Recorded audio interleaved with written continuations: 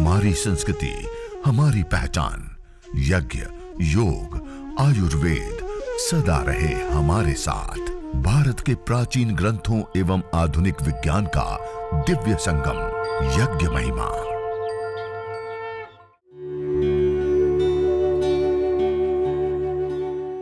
भारतीय संस्कृति में यज्ञ, योग एवं आयुर्वेद जैसी अमूल्य विद्याएं हैं, जिसका मूल है वेद। इतिहास की ओर दृष्टि डालें तो भगवान राम, भगवान कृष्ण से लेकर राजा महाराजाओं, ग्रामवासियों व अरण्यवासी ऋषियों की कुटियों तक नित्य व नैमित्तिक यज्ञों का प्रचलन देखने को मिलता है। अब हम जल सिंचन करेंगे। वेदी के चारों दिशाओं में जल प्रोक्षण जिसको हम कहते हैं। सबसे पहले दाएं हाथ की अंजलि में जल लेकर के वेदी के पूर्व दिशा में हम जल सिंचन करेंगे, दक्षिण दिशा से उत्तर दिशा की ओर। ओम अदितेनुमन्यस्व। अब पश्चिम दिशा में हम जल सिंचन करेंगे, दक्षिण से उत्तर की ओर। ओम अनुमतेनुमन्यस्व। अब हम वेदी के उत्तर दिशा में जल सिंचन करेंगे, हम पश्चिम से पूर्व की ओर धारा बनाते हुए। ओम सरस्वत्यनुमन्यस्व। अब वेदी के चारों दिशाओं में जल सिंचन करेंगे, पूर्व दिशा के ईशान कोण से, अर्थात पूर्व दिशा और उत्तर दिशा का जो कोण होता है उसको ईशान कोण बोलते हैं। वहां से शुरू करके परिक्रमा क्रम से हम वेदी के चारों दिशाओं में जल सिंचन करेंगे, दाएं हाथ की अंजलि में जल लेकर के। ओम देव सविता प्रसुव यज्ञं प्रसुव यज्ञपतिं भगाय दिव्यो गंधर्वः के तपुः के तं नः पुनातु वाचस्पतिर्वाचन्नः स्वदतु। वेदी के चारों दिशाओं में हम जल सिंचन करते हैं और फिर ईशान कोण में ही कलश को छोड़ देते हैं। अब हम आघारावाज्य भाग आहुति 4 घी की विशेष आहुतियां प्रदान करेंगे। सबसे पहले वेदी के उत्तर दिशा में प्रदीप्त समिधा के ऊपर पश्चिम से पूर्व की ओर धारा बनाते हुए, फिर दक्षिण दिशा में स्थित समिधा के ऊपर पश्चिम से पूर्व की ओर धारा बनाते हुए, और फिर वेदी के मध्य में हम विशेष रूप से 2 आहुतियां प्रदान करेंगे। इस प्रकार से हम 4 आहुतियां विशेष गाय के घी की प्रदान करेंगे। इसको आघारावाज्य भाग आहुति कहते हैं। ओम अग्नये स्वाहा इदम अग्नये इदन्न मम। ओम सोमाय स्वाहा इदम सोमाय इदन्न मम। ओम प्रजापतये स्वाहा इदम प्रजापतये इदन्न मम। ओम इंद्राय स्वाहा इदम इंद्राय इदन्न मम। यह 4 घी की आहुति के पश्चात अब हम विशेष प्रातःकाल यज्ञ करते तो प्रातःकालीन मंत्रों से, सायंकाल करते तो सायंकालीन मंत्रों से, और एक ही समय करते तो दोनों मंत्रों से हम आहुतियां विशेष देते हुए यज्ञ करते हैं। और अब हम जो जड़ी बूटियां हैं हमारे पास, उन जड़ी बूटियों से, सामग्री से भी हम आहुति देंगे। मध्यमा, अनामिका और अंगुष्ठ 3 उंगलियों से इस प्रकार से सामग्री को पकड़ करके, जब हम मंत्र से पूर्व में ओम बोलते तब सामग्री ऐसे हाथ में लेते हैं, और अंतिम में जब स्वाहा बोलते तो स्वाहा के साथ ऐसे आहुति प्रदान करते हैं। ऐसे सीधे हाथ के साथ, इस प्रकार से सीधे हाथ के साथ हम आहुति प्रदान करते हैं। ऐसे उल्टे हाथ के साथ इस प्रकार उल्टा हाथ रखते हुए ऐसे आहुति नहीं देते, ऐसे सीधे हाथ के साथ ऐसे आहुति देते हैं।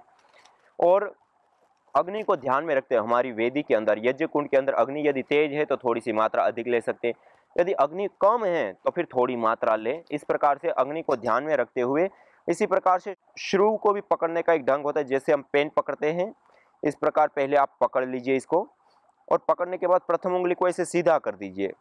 अंगुष्ठ और प्रथम उंगली के मूल में श्रुव का अंतिम छोर आ जाए इस प्रकार से, और प्रथम उंगली के बाद जो मध्यमा उंगली है उसका जो प्रथम जोड़ होता है उसके ऊपर इस प्रकार से श्रुव की डंडी आ जाए और अंगूठे के माध्यम से इसे दबा दें।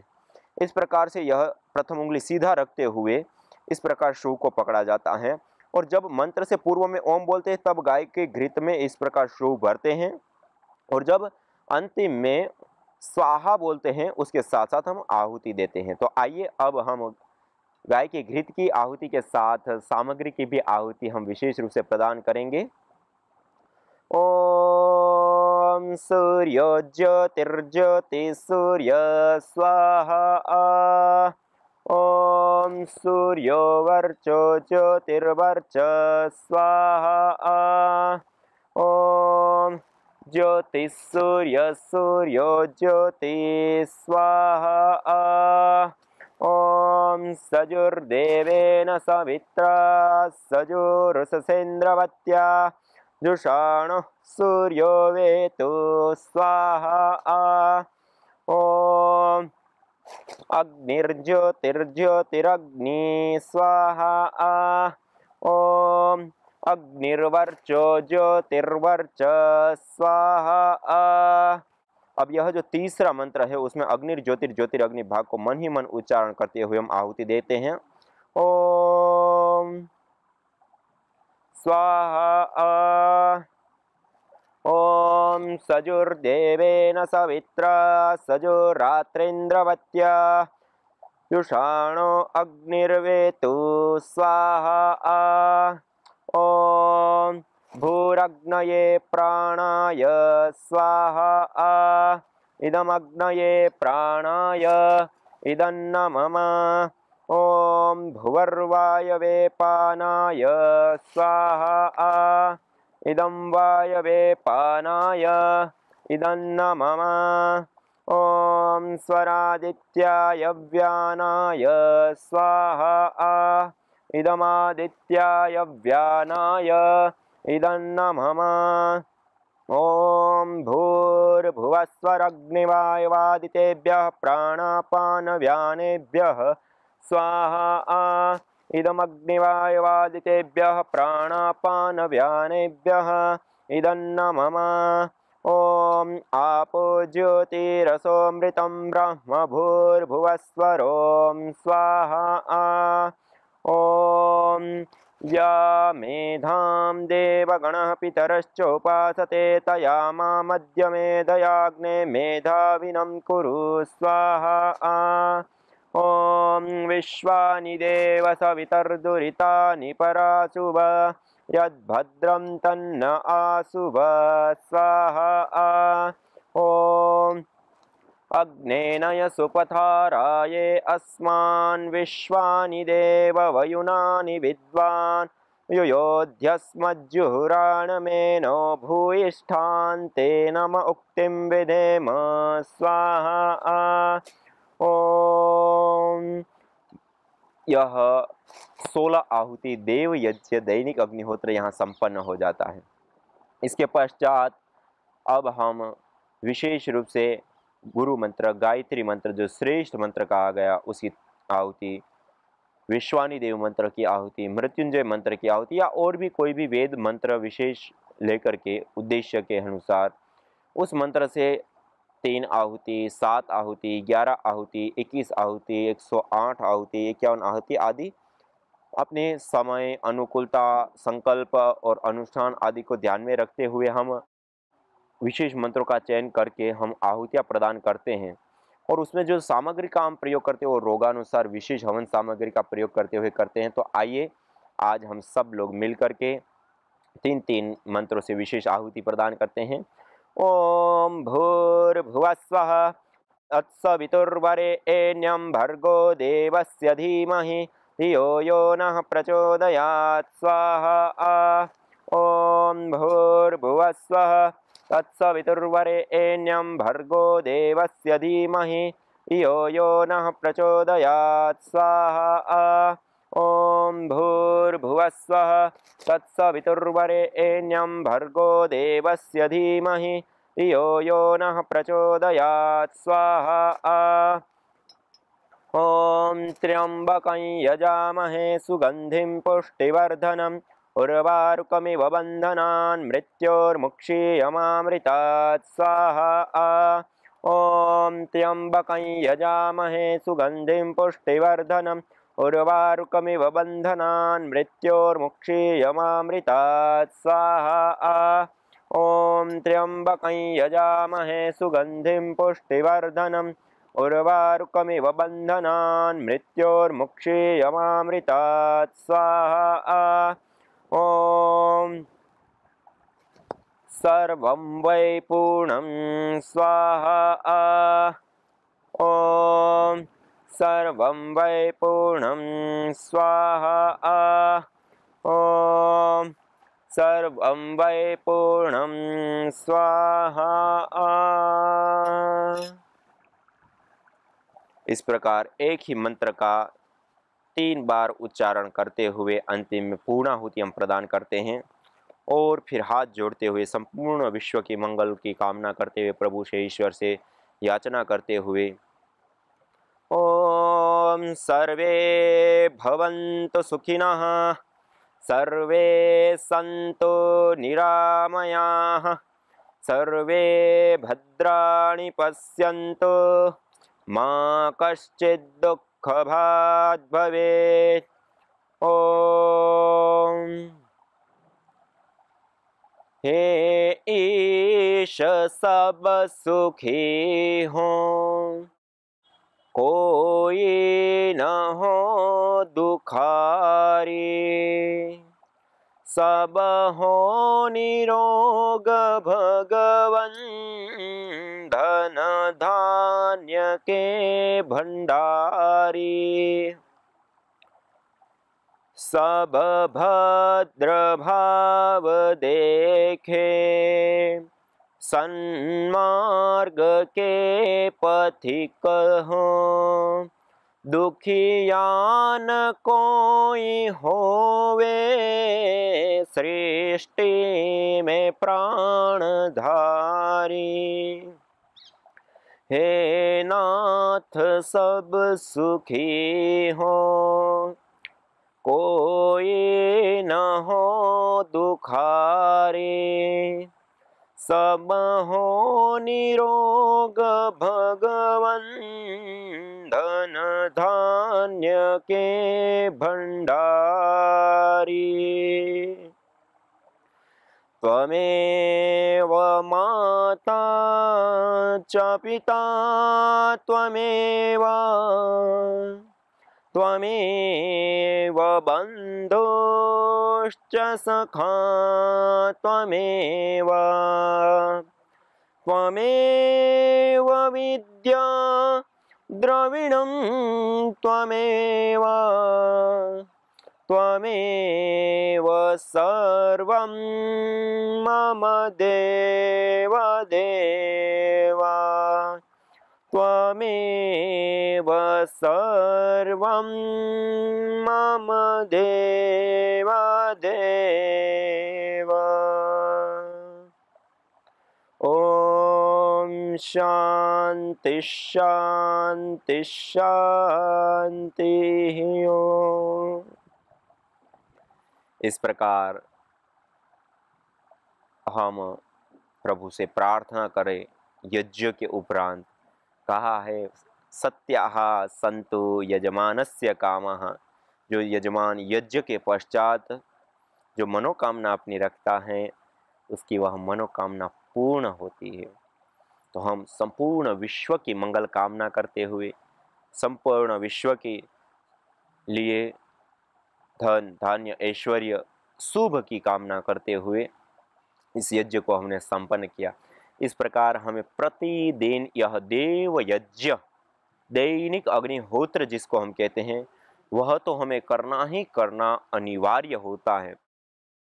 हमारे शास्त्रों में 3 प्रकार के यज्ञ बताएं। एक होते हैं नित्य यज्ञ, एक होते हैं नैमित्तिक यज्ञ और एक होते हैं काम्य यज्ञ। नित्य, नैमित्तिक एवं काम्य, यह 3 प्रकार के विशेष यज्ञ होते हैं और इन 3 प्रकार के यज्ञों को करके हमें विशेष करके उन्नति लाभ करना होता है। अपने जीवन में सुख, शांति, समृद्धि, सद्भावना और अच्छाइयों को बढ़ाने के लिए हम विशेष करके इस यज्ञ को, हवन को, अग्निहोत्र को हम अपने जीवन में स्थान दें। पहले इस प्रकार जैसे हमने अभी यज्ञ किया ऐसे यज्ञ करें और यज्ञ के बाद आप देख पा रहे हैं यह अब अग्नि शांत हो गई है, अंगारे बच गए हैं। ये अंगारे आप देख पा रहे हैं, ये स्टिक, एक काउ डंग स्टिक में कहता हूँ कि ये गाय के गोबर की लकड़ी का प्रयोग करते हैं। हमने शुरुआत में जैसे लगाई होती है, अंतिम तक राख बन जाएगी तब भी आपको वैसी की वैसी मिलेगी। तो यह जो यज्ञ के लिए जो हम लकड़ी का प्रयोग करते हैं वह भी अपने आप में गाय की गोबर की लकड़ी होती है, तो विशेष लाभ होता है। तो आप गाय की गोबर की लकड़ी का यदि हो सके तो प्रयोग करें, ना मिले तो आप कोई भी आम है, पीपल है, बरगद है, गुलर है, पलास है, पाकड़ है, मदार है, बिल्व है, ये कई सारी अलग अलग लकड़ियां हैं जिसका प्रयोग हम विशेष रूप से यज्ञ के लिए, हवन के लिए, अग्निहोत्र के लिए, होम के लिए करते हैं। और फिर थोड़ा सा इस प्रकार से अंगारे ले करके उन अंगारों को ऐसे थोड़ा बीच में रख करके ऐसे दबा दीजिए। अब ये आग तो शांत हो चुकी है लेकिन अंगारे बहुत तेज है। इस प्रकार से इसको थोड़ा सा एकत्रित कर देते हैं और एकत्रित करके उसको ऐसे दबा देते हैं। और थोड़ी सी राख जो हमने पहले ही यज्ञ किया होता है उसकी होती है, उसकी ये साइडें भर दीजिए। इतना करने पर बीच में थोड़ा सा अंगारे को खुला रखिए। अब ये जो अंगारे होते हैं वो 2-2 घंटे, 3-3 घंटे तक इतने छोटे से हवन कुंड में भी इस प्रकार साइडों में आप राख डाल दें तो 2-3 घंटे तक वो जीवित रहते हैं। और फिर उसमें अपने रोग की शांति के लिए जो विशेष द्रव्य होते हैं उन द्रव्यों को आप थोड़ी सी मात्रा में रखें। अभी ये तेज अंगारे हैं तो तुरंत गाढ़ा और ज़्यादा धुआं होता है, इतना गाढ़ा और ज़्यादा धुआं हमें नहीं करना है। और फिर उसके ऊपर थोड़ी सी मात्रा में हम घी, गाय का घी भी इस प्रकार से थोड़ा सा सिंचित कर सकते हैं। थोड़ा सा गाय का घी डाल दिया इस प्रकार से, हल्का सा गुग्गुल को हम थोड़ा सा डाल सकते हैं। ये गुग्गुल को थोड़ी सी मात्रा में हमने डाल दिया। गुग्गुल है, गाय का घी है। अभी कोरोना की महामारी फैल रही है या कभी भी फंगल या फिर बैक्टीरियल वायरल डिजीज होती हैं, जितनी भी वायरल डिजीज हैं उन सब में भी आप सरसों का विशेष रूप से प्रयोग कर सकते हैं। गाय के घी का विशेष रूप से आप प्रयोग कर सकते हैं। गाय का घृत है, सरसों हैं और भी इस प्रकार के जो द्रव्य होते हैं उसका प्रयोग करते हुए आप विशेष लाभ उठा सकते हैं।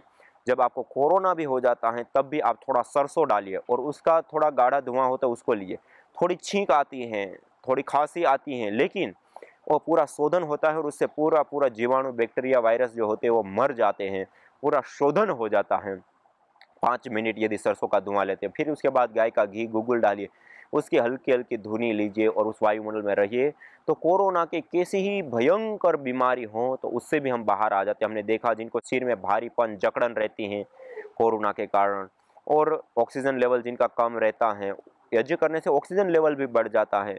इसी प्रकार से और भी जो कॉम्प्लिकेशन होती है वो भी दूर होती हैं। तो यज्ञ, हवन, अग्निहोत्र में इस प्रकार से हवन करने के बाद कुछ सामान्य धुनी, और सामान्य रूप से गाय का घृत और गुग्गुल की धुनी तो सबको अपने घर के अंदर करनी चाहिए। और अभी कोरोना काल चल रहा है तो सरसों की, गाय के घी की धुनी भी हमें विशेष रूप से करनी चाहिए, तो उससे हमारा बचाव होता है। कभी भी फंगल इन्फेक्शन या बैक्टीरियल वायरल डिजीज आदि जो होती हैं तब भी हम इसका विशेष रूप से प्रयोग कर सकते हैं और विशेष लाभ उठा सकते हैं।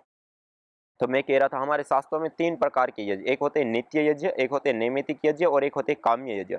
नित्य यज्ञ उसको कहते हैं जो प्रतिदिन करने होते हैं, जैसे पंच महायज्ञ, ब्रह्म यज्ञ, ईश्वर की उपासना करना। इसी प्रकार से संध्या उपासना व स्वाध्याय, अर्थात ऋषियों की भांति अपना सब कुछ धन समर्पित, शरीर, प्राण, मन, बुद्धि, हृदय आदि परमपिता परमात्मा को समर्पित कर उसकी आज्ञा में जीना, चलना, इसको कहते हैं ब्रह्म यज्ञ। इसी प्रकार से हम दूसरा यज्ञ करते हैं देव यज्ञ, जो हम अभी सीख रहे हैं। देव यज्ञ जो अग्नि में आरोग्यदायक, पुष्टिकारक, मंगलकारी आदि जो द्रव्य होते हैं उसके श्रद्धा भाव के साथ हम विशेष आहुतियाँ प्रदान करते हैं, वह होता है देव यज्ञ। और उसके बाद होता है पितृयज्ञ, जिसमें श्रेष्ठ अपने माता पिता, गुरुजन, आचार्य तथा अपने से ज्येष्ठ वरिष्ठों की सेवा करना, उनकी आज्ञा का पालन करना, इसको कहते हैं पितृयज्ञ। इसी प्रकार होता है बलि वैश्व देव यज्ञ। गो, अश्व आदि पशु, पक्षी तथा अन्य जो प्राणियों की तृप्ति हेतु भोज्य पदार्थों का त्याग करना, उनको देना, भोजन कराना, इसको कहते हैं बलि वैश्वदेव यज्ञ। और फिर होता है अतिथि यज्ञ, जिसमें हमारे घर में आए हुए भिक्षुक, साधु, संत, विद्वानों का स्वागत सत्कार करना, भोजन आदि कराना, उससे ज्ञानोपार्जन करना, उसके साथ स्वाध्याय सत्संग आदि करना, इसको कहते हैं अतिथि यज्ञ। योग साधना के पहले हम हवन करते हैं, हवन थेरेपी करते हैं। वहाँ बहुत सारे छोटी मोटी बीमारी के लोग आकर उनका लाभ लेते हैं। तो एक बार एक माता पिता कपल आए थे, तो उनके हाथ में बहुत बड़ा फाइल था, बहुत मायूस होके आए थे। तो नरसिंह भाई और हमारी सभी टीम ने उनसे कंसल्ट किया, तो उन्होंने बताया कि मेरी बेटी है, कितने साल की, 20 साल की, 20 साल की बेटी है, कोमा में है, उसे कुछ पता नहीं चलता, आंखों के सामने भी अंधेरा है, पूरे बेड पर सब जगह नली लगाई हुई है, नाक में नली है, गले में नली है, सब जगह पाइप लगाया हुआ है, उसे कुछ समझ में नहीं आ रहा है क्या हो रहा है। कोमा में आपको पता होगा कि इंसान को कुछ भी पता नहीं चलता है, सिर्फ श्वास प्रश्वास चलती रहती है, बाकी आसपास कुछ भी पता नहीं चलता।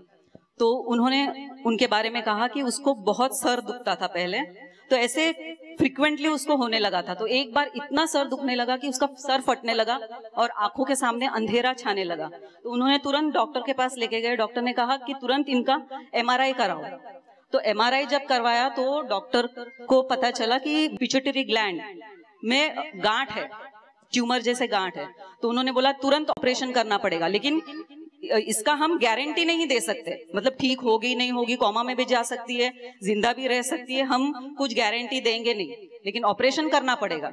तो अभी हम जब डॉक्टर के सामने जाते हैं तो लाचार होके जाते हैं, हमारे लिए डॉक्टर ही भगवान होता है, तो जो आप बोलोगे वो करना पड़ेगा। तो ऑपरेशन तो हो गया, लेकिन उनकी बेटी कोमा में चली गई। 20 साल की बेटी इंजीनियरिंग स्टूडेंट थी, 2nd ईयर स्टूडेंट है, तो वो पूरी बेड में आ गई। एक ऑपरेशन करने के बाद 1 महीना तक बेड में थी। डॉक्टर ने बोला अब इनको लेके जाओ, और कितने दिन रखोगे यहाँ? तो उन्होंने बोला कि हम घर लेके जाके भी क्या करेंगे, उतनी सुविधा तो है नहीं, तो आप यहीं रखो। तो उन्होंने बोला हम यहाँ नहीं रखेंगे, आप दूसरे हॉस्पिटल में लेके जाओ। तो अपोलो हॉस्पिटल वाशी में, वहां उनको लेके गए, वहां 3 महीने तक रखा, लेकिन कोई प्रोग्रेस नहीं। तो उन्होंने सुना था कि यहाँ कैंसर के पेशेंट आते हैं, उनका ठीक हुआ है, ऐसे सुनते सुनते वो पाटीदार वाड़ी में आए थे। तो उन्होंने कहा कि हम आप पर पूर्ण विश्वास करते हैं, आप जो भी बोलो वो हम करेंगे, क्योंकि अब तो हमारे पास कोई चारा ही नहीं है। 30 लाख रुपीस खर्चा किया, कितना, 30 लाख रुपया खर्च किया, पूरे कंगाल हो गए। उसके बाद हमने कहा कि हम कोशिश कर सकते हैं, हम सिर्फ यज्ञ करेंगे, चलेगा क्या आपको, सुबह शाम आपके घर? तो बोलते कुछ भी करो आप, हम सिर्फ आपके सुपुर्द है, आप ही हमारे लिए भगवान है। अब तो हम जिस दिन उन्होंने उनकी बेटी को घर लाया, उसी दिन से, उसी समय से सुबह शाम दोनों वक्त उनके यहाँ हवन होने लगा, और आज 3 महीना कंप्लीट हो गया। धीरे धीरे जब उनको लाया गया व्हील चेयर में, तो उनके जो हाथ की पोजीशन थी वो ऐसी थी, ऐसी टेढ़ी, और ये जो पैर था वो भी ऐसा था व्हील चेयर में, और आंखें इतनी, जो अंदर का जो गोला है वो ऐसे बाहर प्रोजेक्शन हो रहा था। इतना मतलब उनको देख के मतलब किसी को भी मतलब रोना आ जाए, ऐसे उनकी हालत थी। जो उनका पहले का फोटो था 20 साल की लड़की, और अब देखेंगे तो जमीन आसमान का फर्क था। तो ऐसे व्यक्ति को दिन रात हवन, मतलब वो कुछ कर नहीं रही थी, सिर्फ बेड पर ही थी, और हम सुबह और शाम हवन करते थे। उस हवन के द्वारा सिर्फ 1 महीने के अंदर थोड़ा सा हलचल उनको शुरू हुआ, हाथ और पैर में हल्का हल्का हलचल शुरू हो गया। ऐसे करते करते 3 महीने के बाद जब उसको फिर से टेस्ट करवाया गया, तो डॉक्टर ने क्या कहा, मिरेकल है ये सब, मिरेकल दिव्या, उसका नाम दिव्या है। तो उन्होंने कहा कि ये तो मिरेकल है, और सभी डॉक्टर्स उसको मिलने के लिए आते थे, और वहां 3 दिन वो रही, और सभी लोग उसको मिलने आ रहे थे जैसे कोई बहुत बड़ा व्यक्ति आ गया हो और उससे मिल रहा हो, सेलिब्रेट कर रहा हो।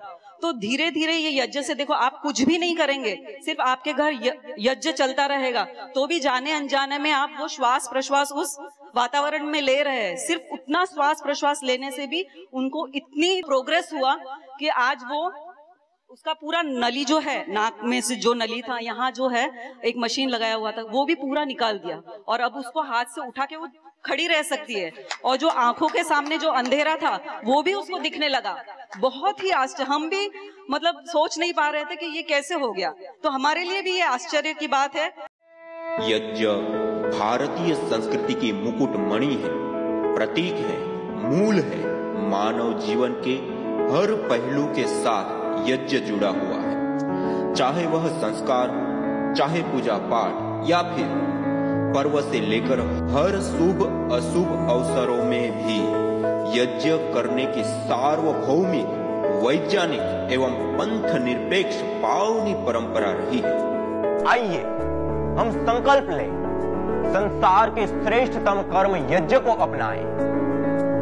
पिंड और ब्रह्मांड में संतुलन कायम करने वाले यज्ञ को अपने जीवन का अभिन्न अंग बनाएं एवं प्रकृति मां के प्रति अपने ऋणों को अदा करें। विश्व स्वास्थ्य का एक नारा, यज्ञ से होगा जग उजियारा।